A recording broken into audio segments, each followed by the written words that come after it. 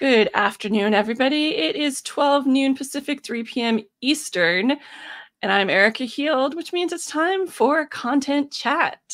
Today, my guest is Brian Piper, who I've gotten to know over the past few years through our involvement at CEX. But he is here today to talk about something pretty awesome, which is his new book, Epic Content Marketing in Higher Education. See, there's the twist. There's our content tilt. Brian, welcome to the chat today. Well, thanks so much for having me on, Erica. I'm totally psyched. Before we dive in and start talking about the book and some of the challenges that higher education institutions have when it comes to doing content marketing, if you could just take a minute to let folks know a little bit about who you are and what you do in addition to being a content entrepreneur, I think that'd be fantastic. You bet. So I'm currently the Director of Content Strategy and Assessment at the University of Rochester in Rochester, New York. And I started off kind of as a website developer, but not a very talented or happy website developer. It wasn't really my passion. And then in 2013, I read Epic Content Marketing and immediately went down to the marketing department and said, "You need to hire me as your digital marketing manager." And, fast forward, that ended up getting me my job at the university. I got to go to Content Marketing World and I stalked Joe Polizzi, who wrote that book. And every year I would go and take a selfie with him and thank him for changing my career path and making me a much happier marketer and person. And eventually, 3 years ago, I kept telling him, you need to update Epic Content Marketing because it's getting old. It still has, all sorts of things in there that don't exist anymore. So he's like, well, co-author it with me and we'll do it. So we did that, came out with the second edition of Epic. And then as I was working on that with him, I kept thinking there are so many things in higher ed where content marketing would be the perfect solution. And it's such an environment that is ripe for content marketing. There's so many stories, there's so many opportunities. But there's not a lot of content marketing going on in higher ed, so that's where I kind of decided this is a book that needs to be written. I love that. And for me, the topic was fascinating because my first job in marketing was in the College of Extended Learning at San Diego State, where I went to college. So that was my part-time job during college, was creating content and being part of the publishing team, as we used to call it. And of course, eventually I ended up being part of a publications team elsewhere at a nonprofit. So I certainly have been part of this world. And it's always been interesting that for higher ed, despite the fact that they would very frequently deploy certain aspects of content marketing, like having a magazine, having a really rich publication, doing so much like outreach and doing all sorts of interesting programs with the community, they didn't have that kind of content marketing mindset. So to me, it just seemed like this was such the smart approach to be taking. My question for you to kind of get started is, what do you think? Why do you think it was that despite the fact that higher ed has all of these experts, it has, publishing is this core part of what, higher ed does as far as, all the professors are doing research and publishing, all of this kind of stuff that is all content marketing adjacent happening. So why do you think it's taken folks so long to think of it as a way to go to market? Well, and it's been, interesting looking back at the history of higher ed. Marketing in higher ed itself has kind of been taboo up until about, a decade ago. And a lot of institutions didn't really need to market themselves a lot. There was a lot of demand, there was a lot of need. There were people that this was the path you took. You went to high school. If you wanted a good job, you went to college, and then you were able to get a better job. Things have changed a lot. That's not the only way that you can get a good job these days. You don't have to have a 4-year degree. There are lots of different certifications and 2-year degree programs. So, about a decade ago, a lot of institutions started thinking, okay, we probably should actually start doing some marketing and start doing some, mostly push marketing, traditional marketing, Yeah. and didn't really start thinking about using all these resources we have and telling all these stories, and we didn't think too much about audience first marketing and really trying to provide information that was useful to all of our different audiences. I mean, higher ed is very, we're very siloed. We tend to be very, operate in our own different areas with different schools and different departments, all kind of operating independently. We were in a different building Yeah, from the rest of our school. absolutely. So you don't even think about what everyone else is doing, and you're just, marketing and putting out your flyers or your programs and Now your press releases. right, that's right. And another thing in higher ed is we have a lot of different audiences. We're trying to reach the parents and the students, and then, graduate students and international students, and then faculty. We're trying to get the best faculty working for us. Then we have government relations. So all these different audiences we're trying to communicate with from all these different siloed areas.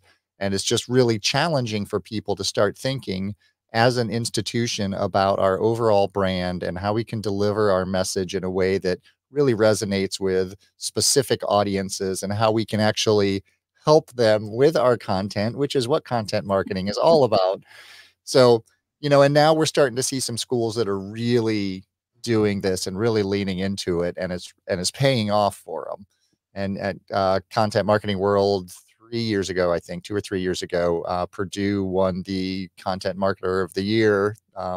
Ethan Braden won that for the work that they have done, and it's all about storytelling. It's all about thinking about the perspective. What do students want? What do they need? What are people who are researching what colleges to go to? What are they thinking about? What questions are their parents asking? And then providing that information through their content, through their videos, and making sure that they're thinking about what channels all these audiences are on and making content specific for those channels. Because it's so interesting because, I don't know about what your college experience was like, but I didn't ever go and tour my college before going there because it was far away and, my family did not have the money to do things like that. So I just turned up and I decorated my dorm room and, I loved music. So I had my record player and had all my, cool posters on the wall. So, my room was a stop on the tour that they would do when they would have prospective students, touring the campus. They'd always be like, "Hey, can we show them your room?" And I'd be like, "Yeah, that's fine," But like to me, it was kind of this funny thing that they did as this sort of spur of the moment. One person took the initiative, knowing, hey, if there's like goth kids or alternative kids, bring them to Erika's room because they'll be like, "Oh my gosh, this school is so cool." That's right. Which niche marketing, right? And now, Absolutely. of course, they'd be like, "Can we put you on the TikTok channel? Do you wanna do a playlist for us?" I could just imagine all the fun stuff you could do. So, I mean, clearly it's fun to do content marketing, but let's talk a little bit about why folks really need to think about doing content marketing instead of the regular marketing to really connect with their audiences and cut through some of the clutter. Well, so I recently was at a conference and they had a student panel. It was high school students they were seniors and they had already picked out what college they were going to go to. And we were asking them all sorts of questions. I'm sure they felt like they were being grilled. Um, but it was the perfect audience to really ask them what they wanted and what they needed and what their considerations were, what the decision factors were. And it started off, a lot of it was location, whether they wanted to go in state or out of state or close to home. And Yeah. then, what size of the school, if it was big or small. And then price, obviously, financial is a huge determination for a lot of students. And then it came down to they wanted to hear stories from other students. They wanted to get that user-generated content. They did a lot Yeah. of research on social channels and watching videos, and they wanted those day in the life pieces, and so many schools are not doing that. I mean, we are asking these kids coming out of high school to make one of the biggest decisions of their life, one of the biggest decisions they've had to make, and be ready to leave home and go to this totally different place where they don't know anybody in a lot of situations. Yeah. And they have all sorts of questions and all sorts of fears. And we can do so much to help alleviate those or to find ways to connect them with people who are at the institution or make them feel like, "Oh, I know that student because I saw their TikTok channel and all the stories that they talked about." So it's really trying to figure out how to get, not only the right stories out there, but use the right storytellers to connect with those audiences, in a very authentic way. I mean, students can very quickly recognize, scripted, highly produced content, and they know that for what it is, and that's not what they want. They wanna see that real, they wanna know the backstory, whether it's good or bad, they wanna understand what it's really like to be a student there and what their life is gonna be like for the next 4 years potentially while they're, studying whatever major that they're interested in. So, Yeah, and so so much of the marketing has really just been focused on the parents. But, the parents aren't always the ones paying for the school, and regardless of if they are or not, unless you're, in a situation where you have a parent who is a big donor and you're a legacy and, if you're going to be disowned by the family if you don't go to that university. Other than that very specific situation, it's the kids that are going to make the decision. So it is fascinating that so much of the higher education marketing has been, so set on the parents. yeah, and I mean, we often in higher ed marketing, we talk about the 3 students and a tree. You look at any college, brochures that you get or marketing or a lot of websites, and that's what you see is you see some students sitting under a tree on the Yep. campus, and so much of it looks so similar to everything else that's out there.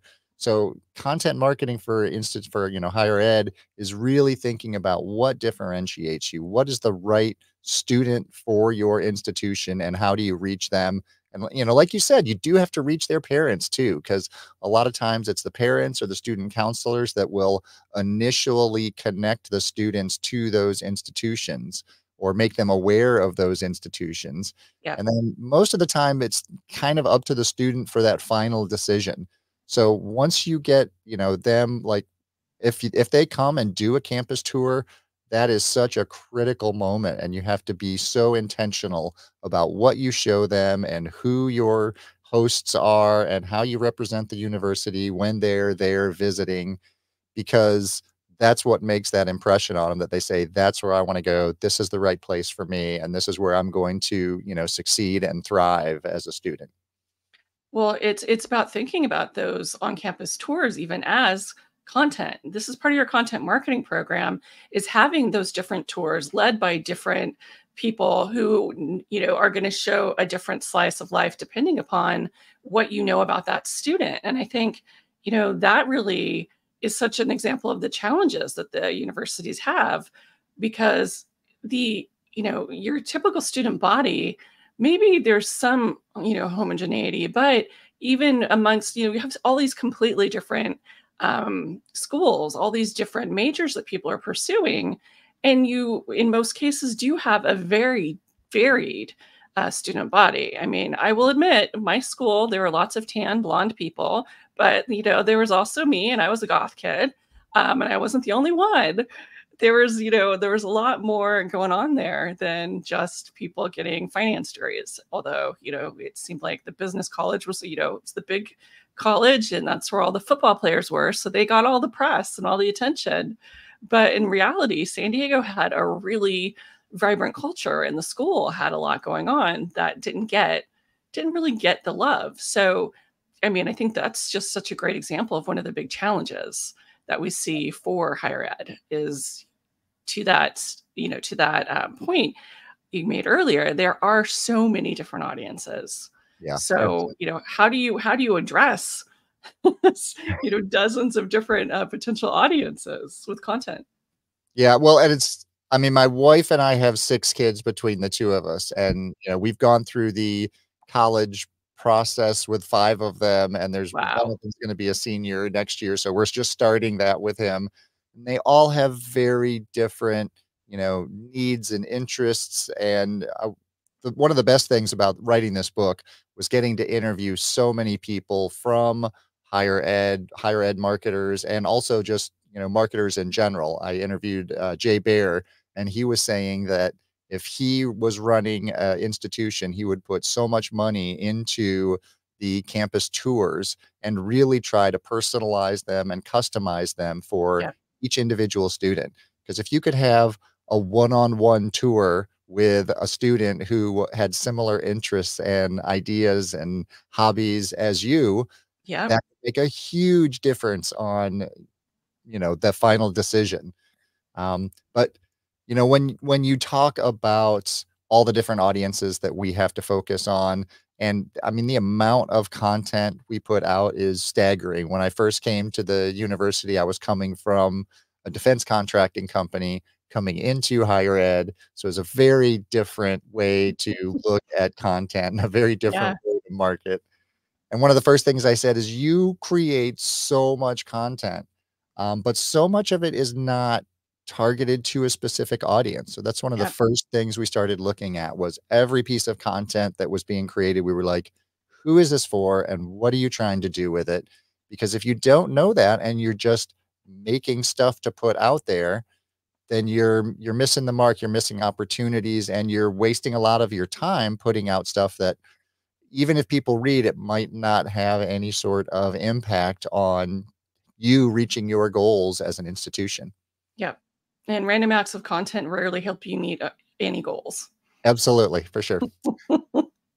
Other than wasting your time, they certainly, but I don't imagine that's something that most people are not just looking to try to look busy at work. We have plenty of work to already do. Yeah, and I mean, every university I do some consulting with other institutions, and, it is consistent throughout all higher ed institutions that they are resource strapped and people doing multiple jobs, wearing lots of different hats, and, there's always budget issues, so wasting your time doing things that don't matter is just, pointless. It's a good way to lose that budget because it's always, use it or lose it, and if you're not bringing in the money, you're not gonna get more money to be able to invest in doing something new, which to me is a big part of, when you're bringing content marketing into an organization that isn't used to it in particular, you have to prove that it can have that impact, so you've gotta make some smart initial, decisions. Exactly, So absolutely. since you've been in this situation, talk to me about, how you actually were able to make the case for content marketing in your organization because I think that that's something that would be really helpful for others in a similar spot who are stuck putting up web pages full of boring things that they don't care about. I'm sure they'd like to hear. Yeah, and the key, like with any sort of content marketing project, is to start small. So start with something where you can get a win. Start with something that is going to have an impact. So when I first came into the institution, I focused on SEO because no one was actively doing SEO. We had all this content out there, tons of potential. We were ranking for thousands of keywords that were up in the 60 or 70th position. So we weren't getting much traffic for it, but there was a ton of potential. So I just went through our content and really looked at what content we had out there that was the most related to our strategic priorities, the most relevant to the programs we wanted to promote, and then did SEO optimization on those stories and started noticing within the first 6 months, I had doubled the organic traffic to our news center, which was the bulk of our kind of original content that we put up on the website. And so then I was able to take that to leadership and say, look at the impact we're having. Look at how much more brand awareness we're getting, recognition we're getting, how many more people we're driving to our content. We can take those people and direct them somewhere. We can give them Yeah. links to the programs. We can show them the faculty that we have that are teaching, these different subjects and topics. And we should be doing this across the entire institution. So then we started launching an institutional SEO program. So I would go around and do workshops with different departments and different teams. And now we have kind of a overall institutional SEO awareness. So everyone is aware that when you're writing content, you should be thinking about what your keywords are and who you're trying to target and what questions they have. And so that's evolved. And now we're getting much more into doing proactive content marketing versus reactive content marketing. So instead of waiting for the professors to come to us and tell us what a story is, or the dean's coming and saying, you need to write this story. Now we're coming up with the ideas based on what's trending, what's topical, what's most important to us, what's most strategic for the institution. And we've been tracking the performance of our proactive content versus the reactive content that we get. And the proactive content performs 5 times better in organic traffic and 3 times better in overall traffic than the reactive content. So it's easy once you start collecting that data and once you have those, kind of pilot programs that you have, then you can go back to leadership and say, we need to invest more into this. We need to start creating teams that are focused, really focused on content marketing. And when I first started, I worked for the communications department. So it was the central communications for the university. And we didn't do any marketing for the institution. So last October, we hired a new vice president, and her title is Vice President of Marketing and Communication. So now I'm very excited. We're actually going to be Awesome. doing active marketing and content marketing. So it's an exciting time at the institution. That's awesome.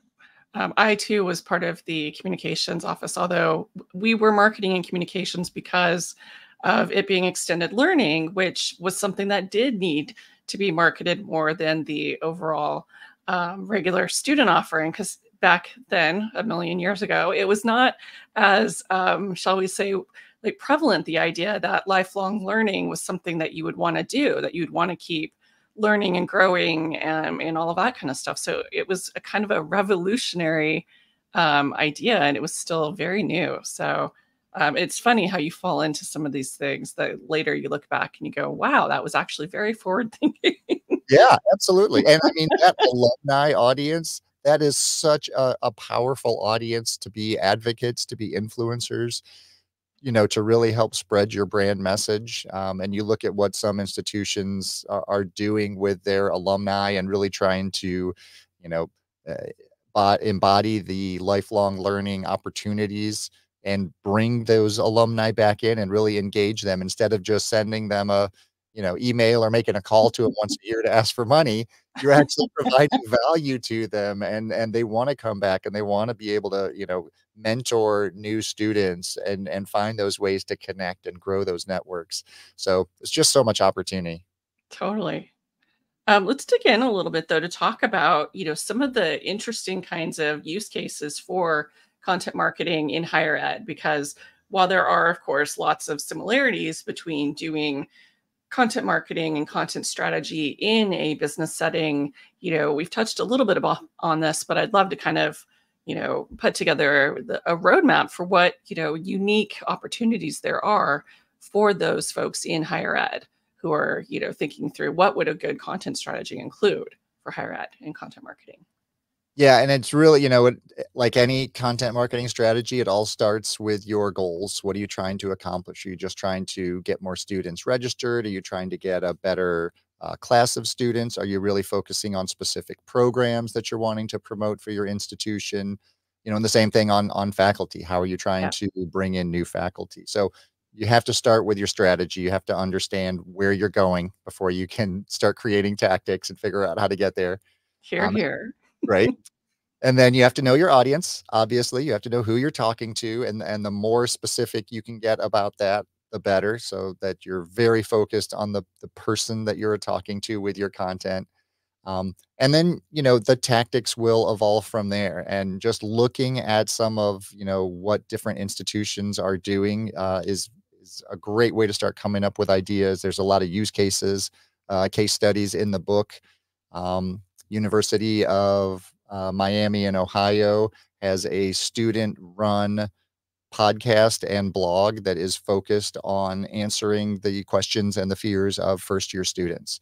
So they are having students talk about what it was like when they first came on campus and how they dealt with homesickness.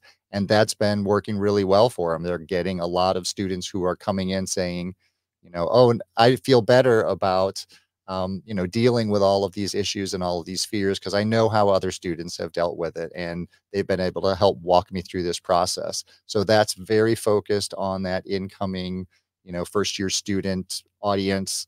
Um, University of Chicago took a very different stance with that with their Big Brains podcast. So they started off with this podcast that was really trying to feature their research and all the, incredible work that was going on by the students, by the faculty at their institution.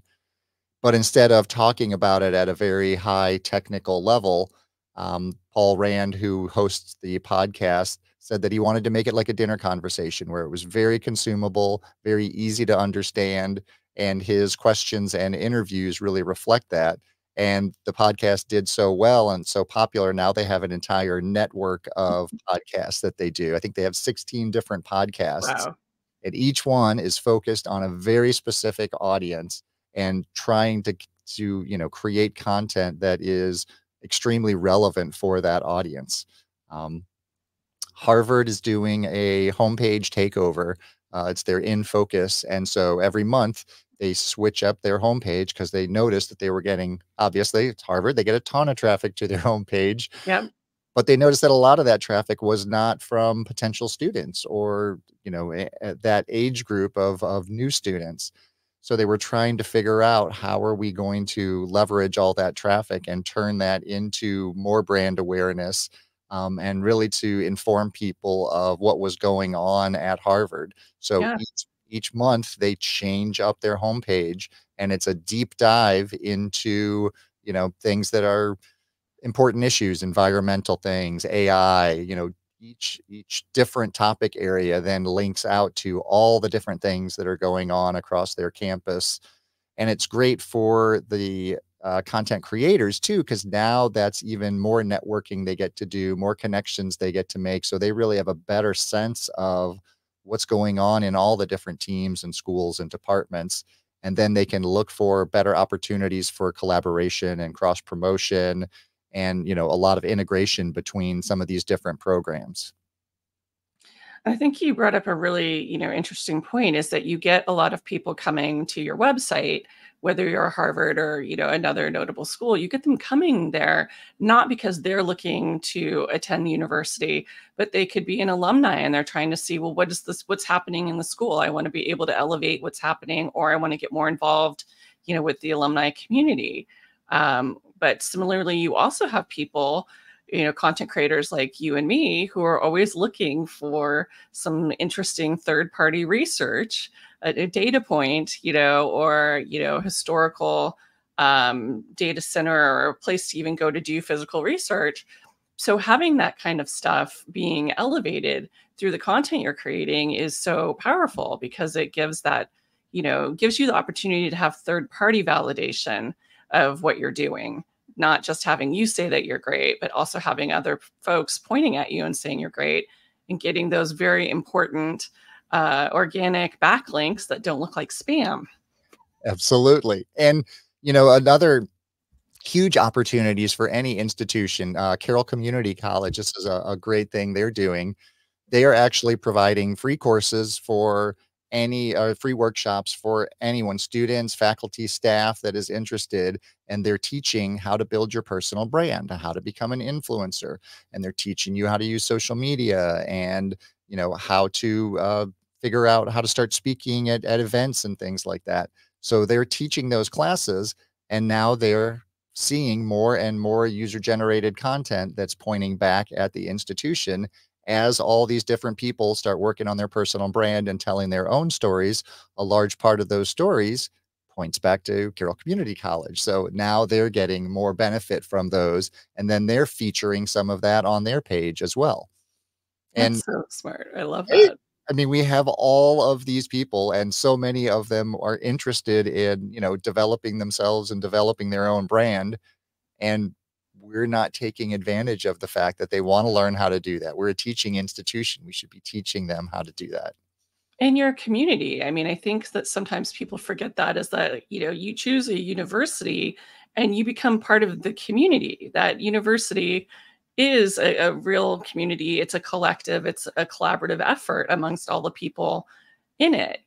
Certainly with COVID, people kind of forgot that a little bit because it wasn't much of a community to be sitting at home, attending Zoom meetings all day.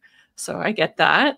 And I realize that that's also part of the return to office argument too. But nevertheless, I think when you're talking about universities, higher education in particular, you're choosing to associate yourself for the rest of your life with the community that that university embodies. And frequently, nobody has an idea. If you go to Harvard or Stanford, people have an idea about, who that school is, who the people are that attended, et cetera. But if you go to, any other kind of university, people don't necessarily know anything about it.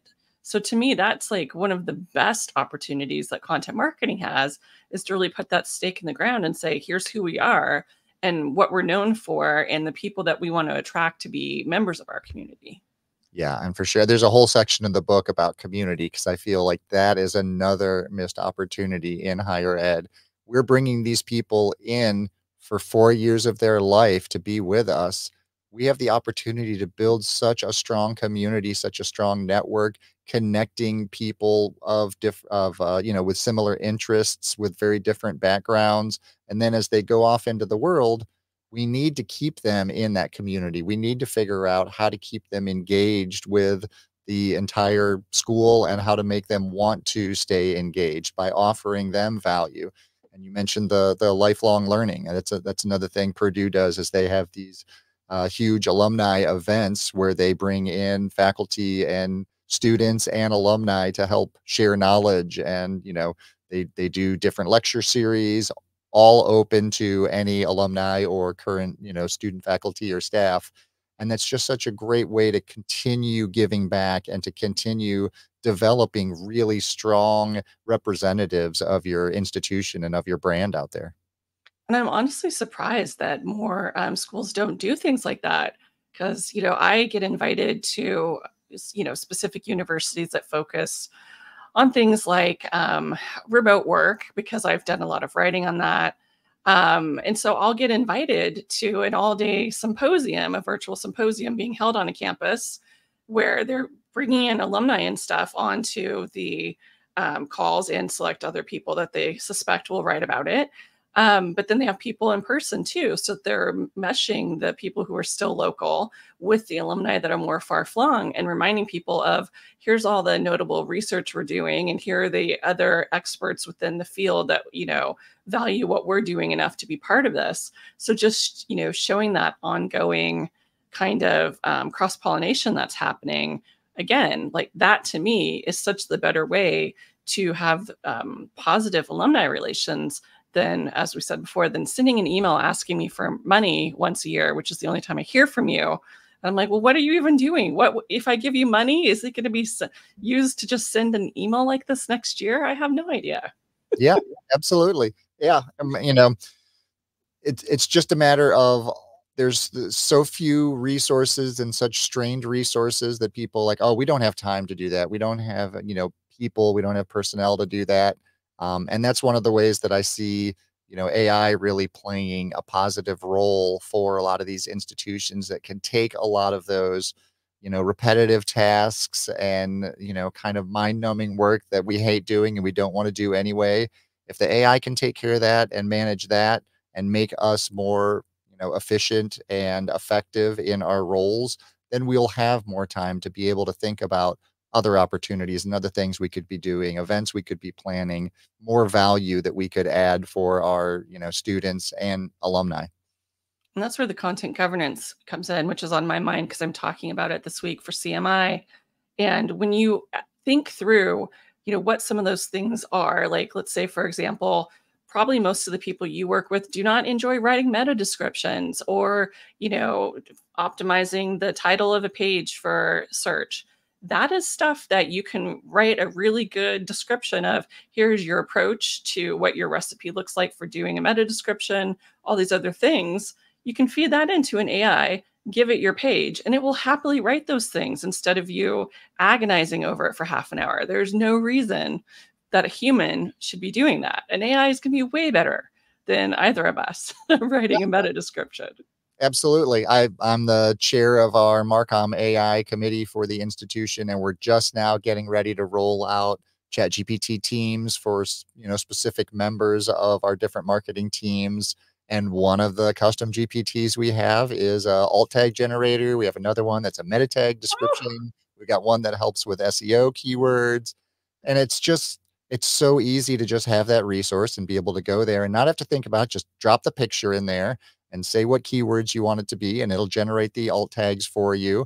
And you can look at them and verify them and make sure that they're right and they're not inaccurate or making things up. And then you can use those. It saves so much time that you could be spending doing something much more strategic or creative.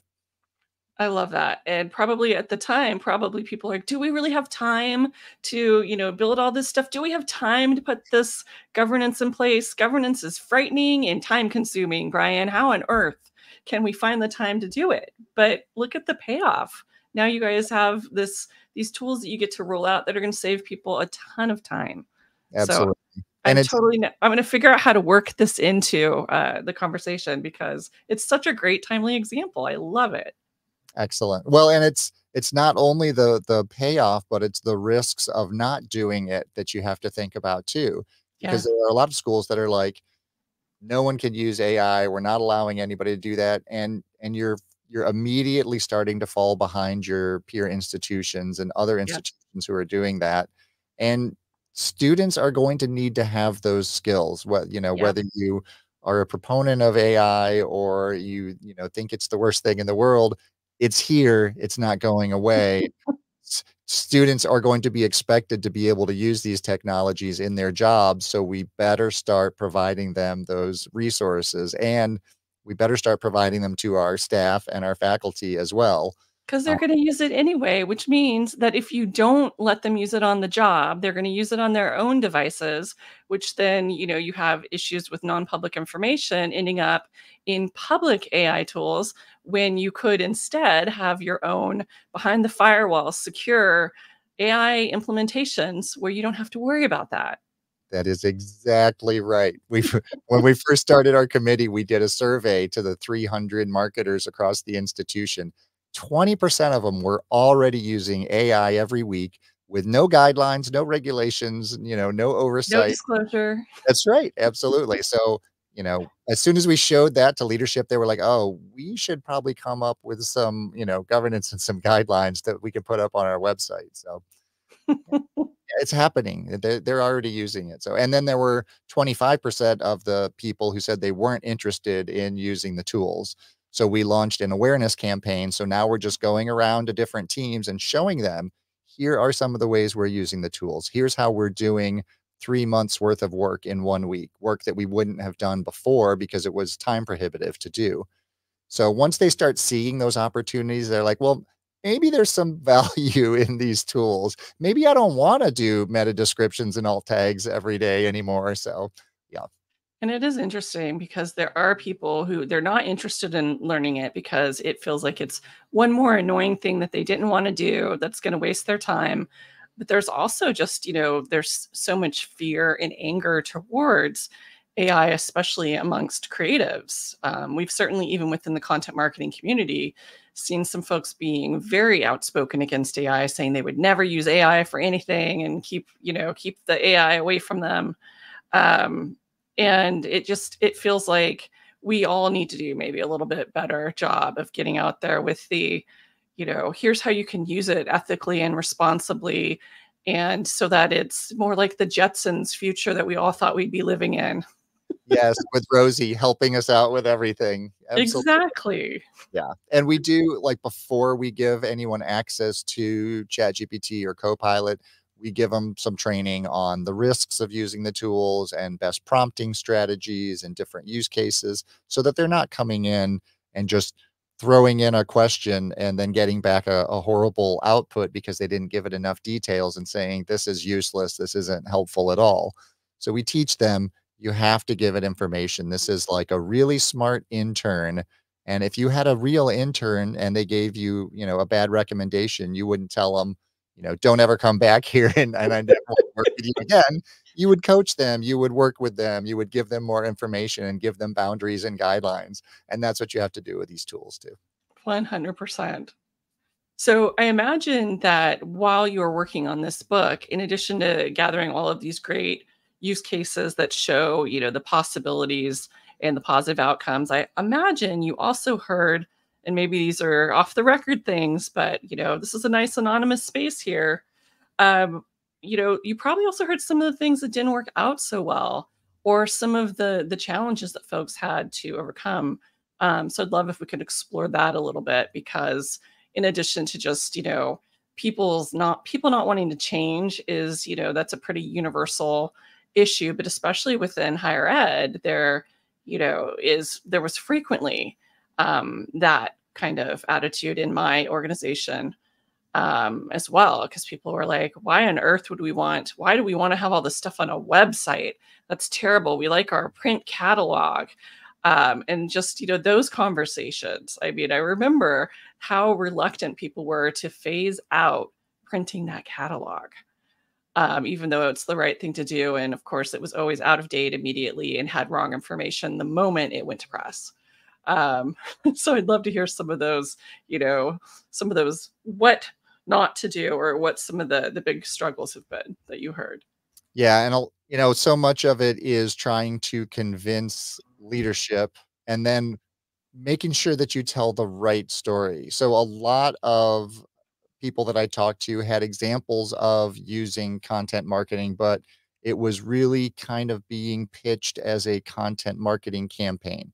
Like, we're Yeah, gonna do this blog until we're gonna do like 6 blog posts, and that's just not the way content marketing works. You need to be consistent. It's a long-term process. it's a lifestyle. It is, absolutely. I mean, you're forming relationships. You don't form relationships with 6 blog posts, you know?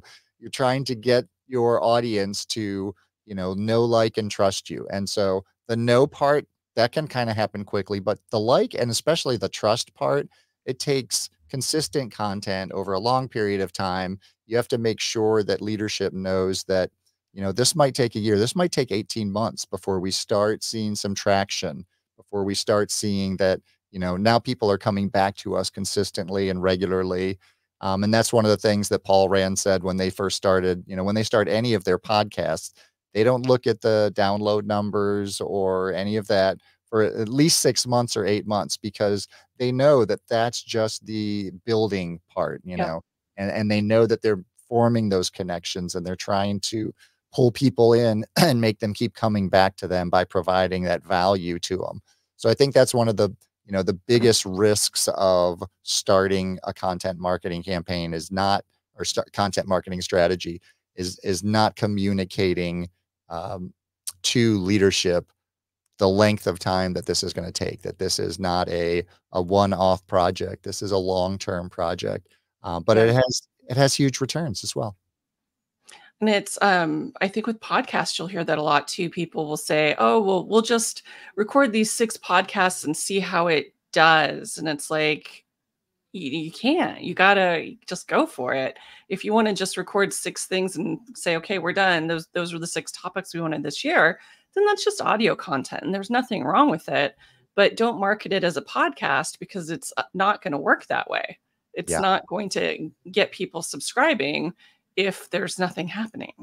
Right. And you have to be cognizant of what each different kind of content marketing tactic can provide to you, because podcasts are a difficult way to grow an audience. It's a great way to connect and engage with an audience you already have, Yep. but it's hard to expand your audience with a podcast. So there are other ways, better ways that you might be able to do that through your website content or through more SEO focused, or a very intentional content marketing, audience first content on your website. That's a good way to build an audience, to reach a broader segment of people and then point them to your podcast. And so then you can keep them engaged and keep that consistent interactions with them. Having worked in a variety of highly regulated industries, one thing I'm not 100% clear on, and this is terrible considering the fact that, again, I worked in higher ed, but because it was for extended learning, we kind of, I don't want to say we had looser rules, but we did, because, what I was doing was not on behalf of the 4 year, the five, any of the kind of regulated programs. So that is one question I had for you, is are there some specific regulations or different kinds of things you have to keep in mind as a higher education content marketer that others might not. Well, and we also have a medical center as part of our university. So HIPAA, Gotcha. we have huge HIPAA regulations. You can't release any sort of, personal information, personal health information, any of that. So we're very careful about like what data we're going to load into an AI system or what Yep. information we're going to release in our content. We have to make sure that if we're going to talk about students that won some awards, we have to make sure that they know that their names are going to be on the website and their pictures are going to be on the website.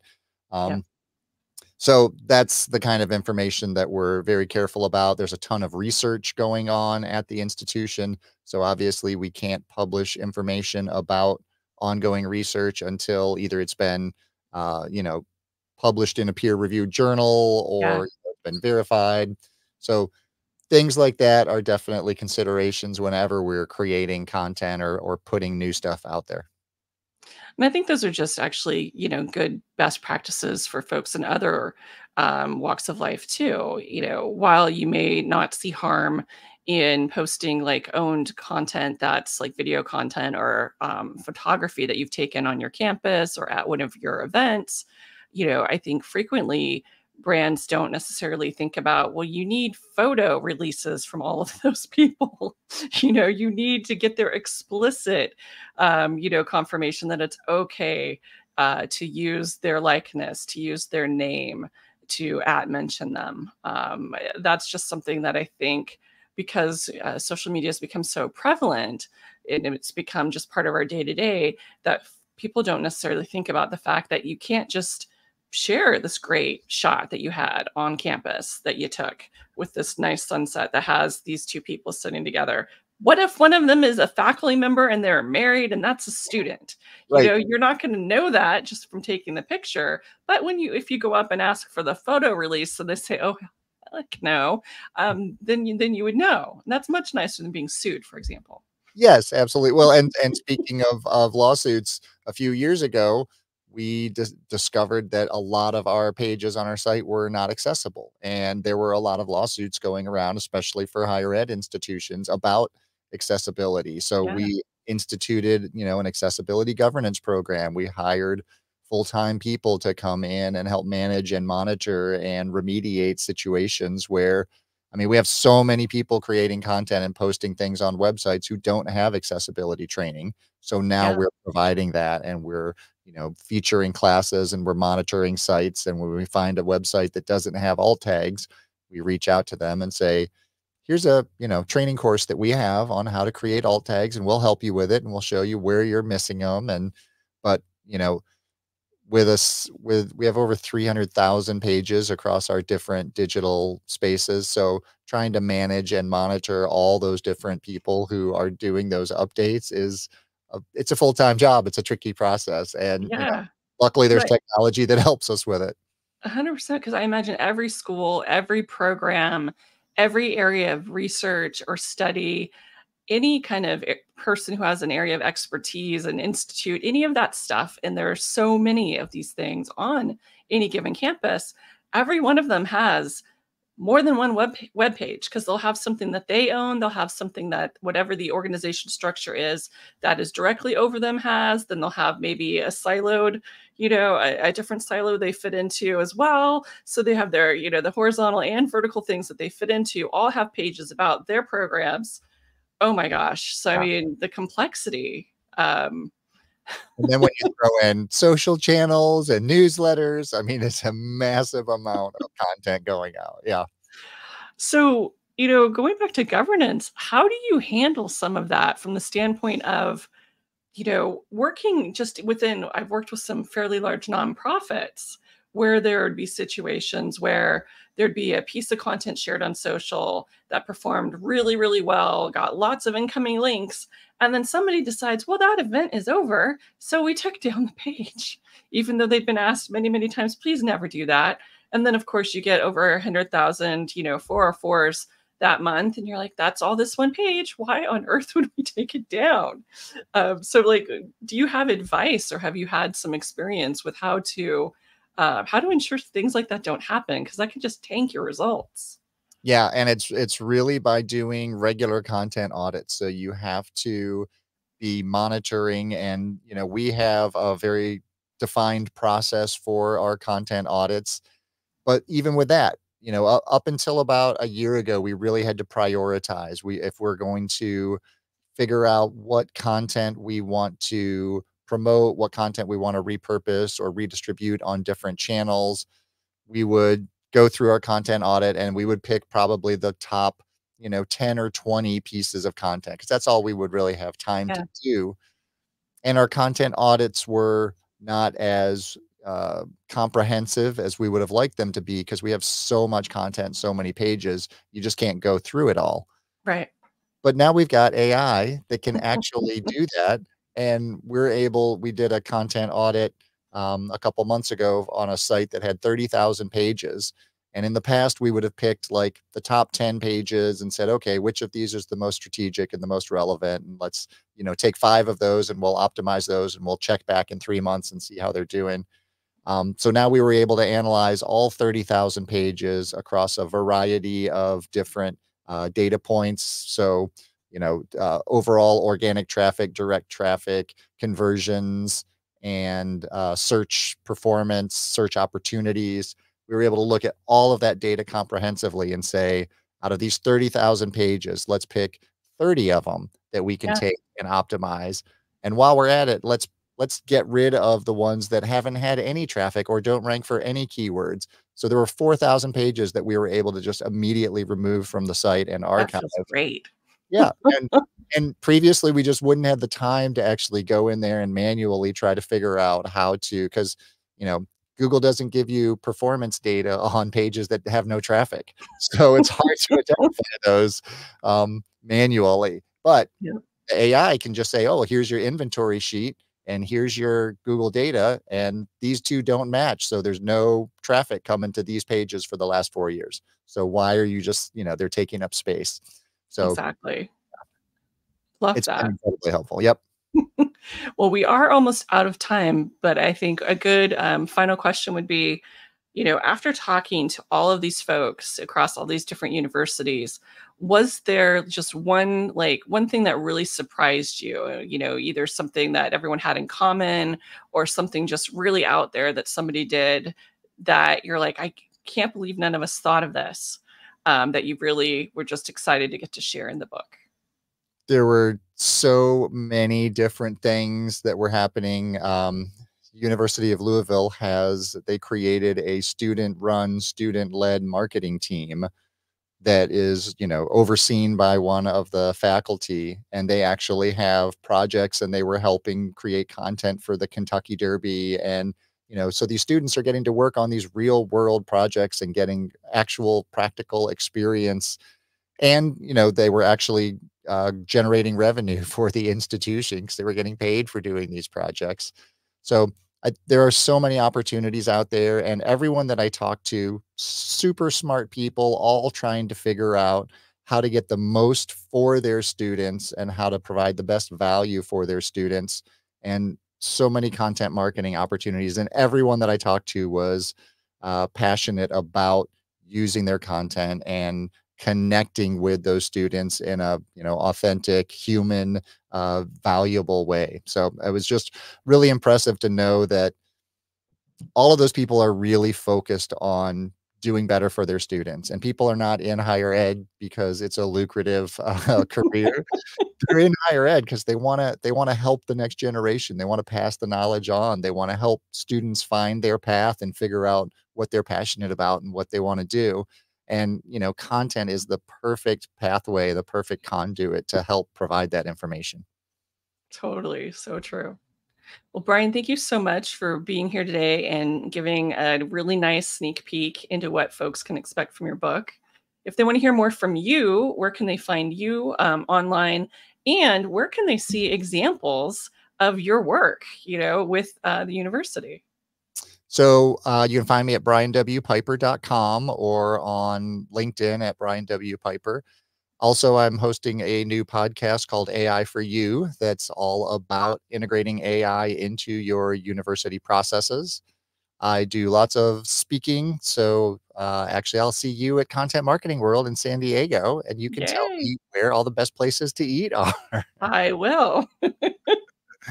Yeah, so thank you so much for having me on, Erica. This has been great. It was my pleasure. And everybody, we'll catch you next week here for Content Chat. Bye, everyone.